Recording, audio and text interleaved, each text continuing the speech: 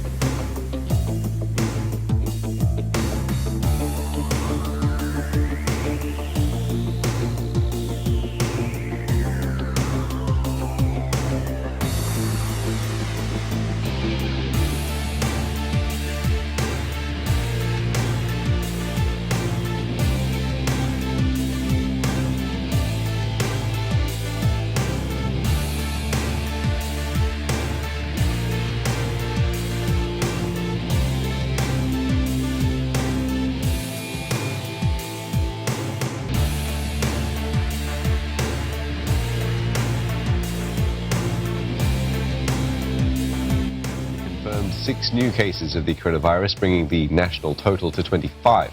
Saksit Sombat is with us live from Bangkok. More on this. Saksit, 6 more cases confirmed today. What do we know about them? Yes, indeed. What we do know is that the Public Health Ministry has announced that there are 6 more cases. 2 of them are Chinese tourists, and the other 4 are Thai nationals. 2 of them are drivers that have said to be that have contact with Chinese tourists as well. And then the other 2 Thai nationals are a couple that have been to Japan. They have been not to mainland China. At least that's what the health officials are saying. But it didn't say where exactly did they caught that. Did they catch that in Japan, or did they catch that when they are back here in Thailand? In any case, 5 of those 6 new reports, 5 of these patients, their health conditions has been improving a lot, as in the 6th case here that is still remain to be seen. That person is under observation, as well as the other cases as well. That, of course, now puts the total number of cases here in Thailand. Our main story is that all British citizens in China should leave the country if they can, to minimize the risk of exposure to the coronavirus. That's the official advice published by the Foreign Office earlier today. Now the UK, along with Germany, France and New Zealand, are advising those who can to leave. It's prompted some to try to bring their flights forward. The British government advice has not really been that helpful because you can't just take a flight out, you know, if the flights aren't there, they're not available if you can't get through to the airline. So, yes. How about you, Lydia? Did it add to your sense of worry when you hear governments telling people to get out if they can? Yeah, a little bit. I mean, the biggest worry was always that the city would get locked down because we were in the second worst province after Hubei. Guangdong is the second worst. Yeah, so there have been cities in the province that have been quarantined, and once you're quarantined, you're stopped.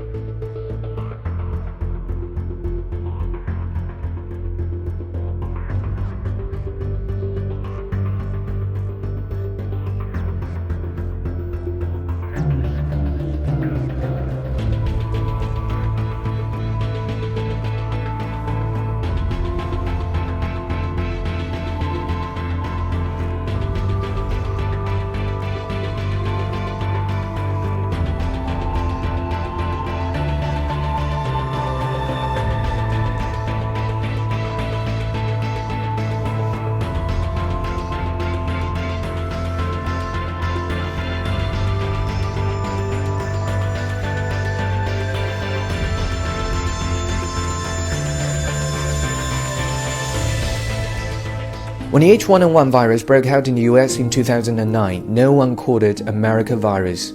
When this novel coronavirus broke out in China, you call it China virus.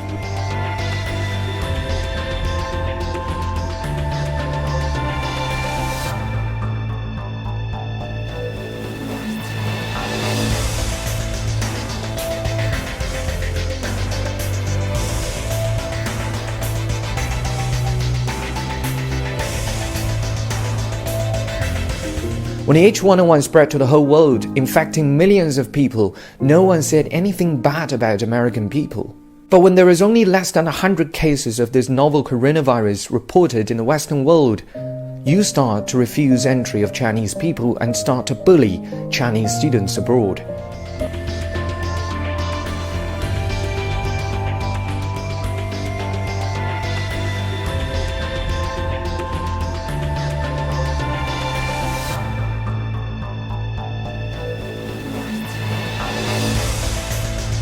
When the H1N1 infected 120,000 Chinese citizens and killed almost 1,000, no one painted a virus-spangled banner. But when there is not yet a single case of coronavirus reported in Denmark, some Danish artist painted a virus red flag, and your Prime Minister refuses to apologize, saying it's the practice of freedom of speech. Well, in this case, I don't see any freedom of speech, only freedom of bias. Stop this shit.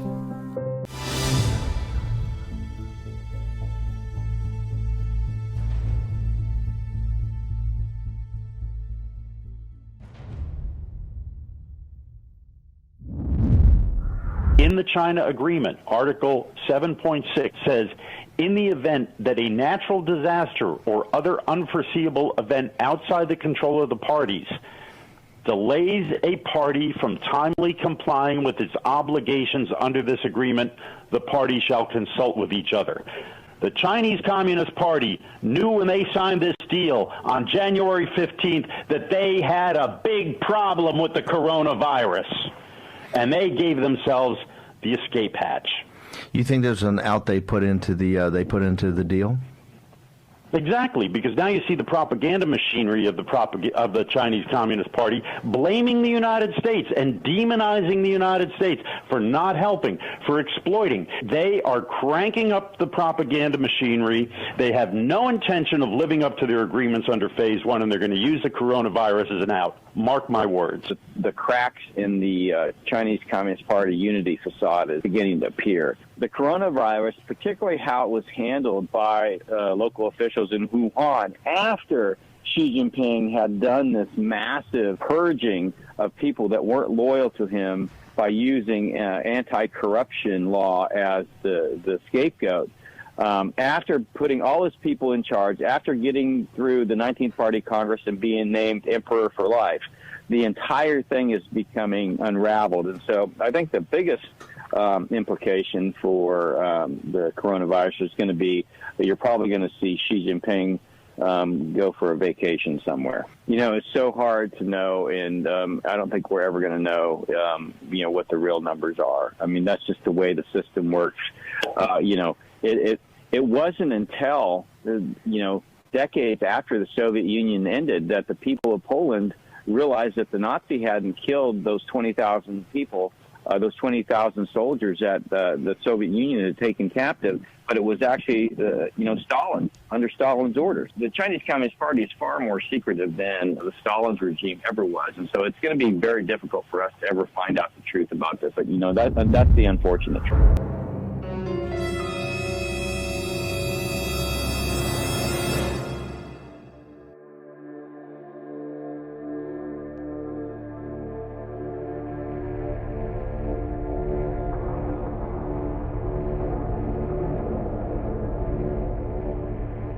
就是关于人传人。前几天的时间里头，大家还不能确定。那今天包括您刚刚开完这个会议，针对人传人，现在的这个判断是什么样的？过去曾经是有风险或者是什么，现在是目前的这个资料表示呢，它是肯定的有人传人。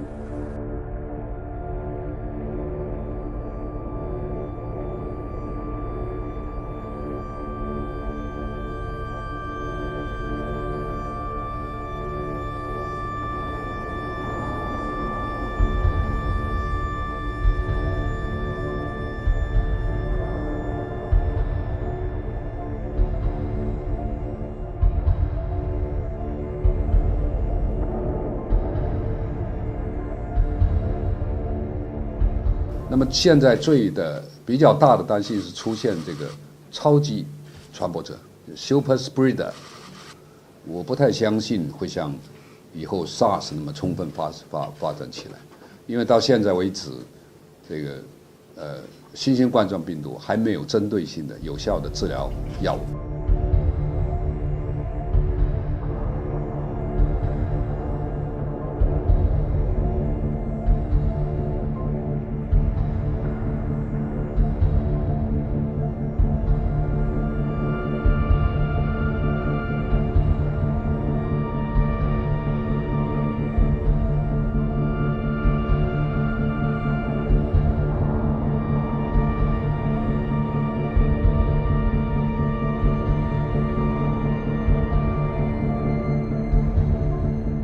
我在吉利德工作，我们就是做病毒研究的，想对于这个新的药物做一些澄清。这个药呢，我们原来做的是抗伊波拉病毒的，做到2期临床，3期临床还没有开始。但是呢，中国的官方政府跟美国 FDA 要这个药，说你们这家公司是专门做抗病毒的，有没有什么药合适？那我们呢就拿出这个抗冠状病毒，伊波拉病毒就是冠状病毒。 那么我们说，我们这个药呢，就做到了2期临床，3期临床还没开始，也就是说，不是一个正式的药，而在临床实验阶段。那现在在这种紧急情况下，他们开了会以后呢，就决定把这个药呢，就是免费送到中国，看看有没有效，因为我们也没有底气，有没有效。只是在体外我们测了所有的冠状病毒，它都是个广谱的，都非常有效。那么这个药呢，现在就送到中国了，2月3号也开始了，然后270例，4月20几号大概结束这个3期临床。现在这个药从美国送过去是免费的，1分钱都没收，而且吉利德把这个药物的结构式全部公布于众。这说明什么？给中国人复制的机会，也就是说，我们公司根本没想从这个药上挣1分钱，没打算挣。如果挣的话，能把这结构式公布吗？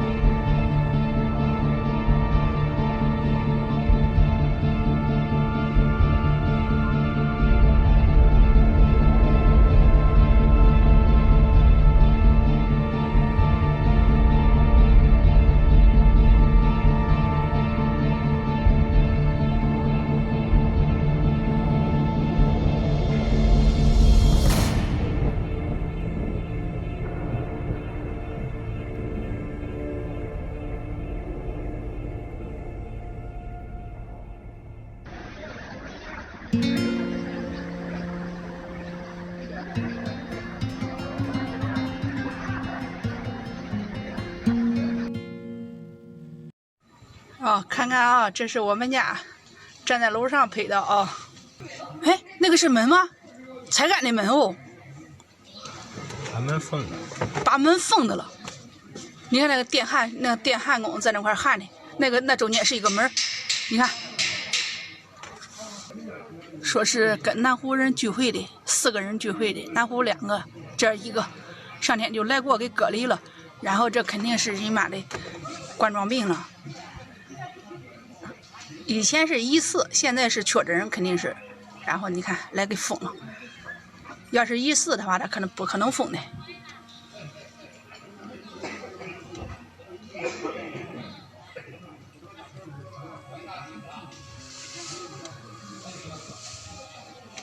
你看，全是穿黄乎乎的，你看来消毒的。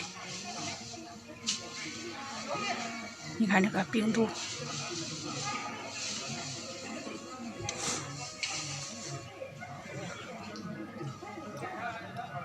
要命！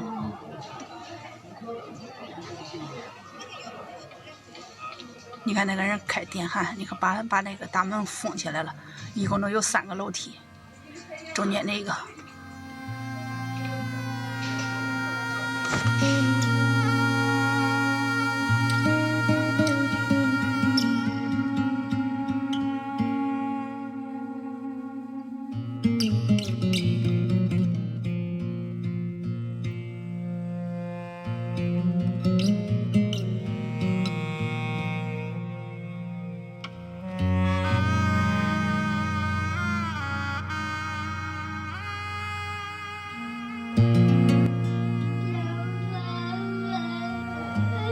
哎呀，不要哭，不要哭，我要离你远一点，你听见没？你在里面乖乖的听话啊，你不要哭，听见没？